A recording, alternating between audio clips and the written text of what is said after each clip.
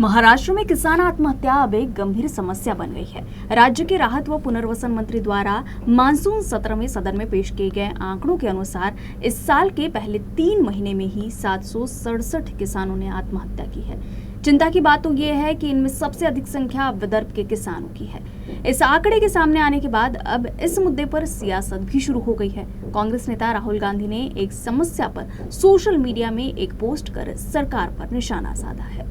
आजादी के 77 साल बाद भी देश के अन्नदाता किसानों के पास आमदनी का कोई स्थायी सहारा नहीं है। जिस मिट्टी में अन्न उगाकर किसान देश के नागरिकों का पेट भरते हैं, वही किसान अपनी समस्याओं के सामने कुछ इतने मजबूर हो जाते हैं कि जिंदगी से ही नाता तोड़ लेते हैं।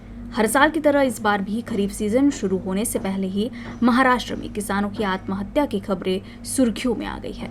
इस साल जनवरी से मार्च के महीने में राज्य में 767 किसानों ने आत्महत्या की है। ये आंकड़ा खुद राज्य के राहत व पुनर्वसन मंत्री मकरंद जाधव पाटिल ने सदन में पेश किया। किसान आत्महत्या का ये आंकड़ा वास्तव में चिंता का विषय है, क्योंकि इसके अनुसार हर दिन करीब 9 किसान मौत को गले लगा रहे हैं।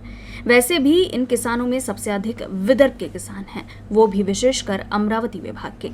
लगातार मानसून की अनिश्चितता, बेमौसम बारिश और कृषि में नुकसान अब किसानों के लिए कहर बनकर टूटी है।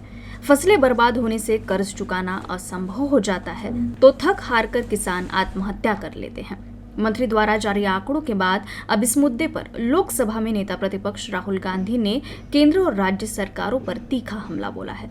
उन्होंने सोशल मीडिया पर पोस्ट करते हुए कहा कि किसान हर दिन कर्ज की गहराई में डूब रहा है। बीज महंगे हैं, खाद महंगी है, डीजल महंगा है, लेकिन एमएसपी की कोई गारंटी नहीं। जब वो कर्ज माफी की मांग करते हैं तो उन्हें नजरअंदाज कर दिया जाता है।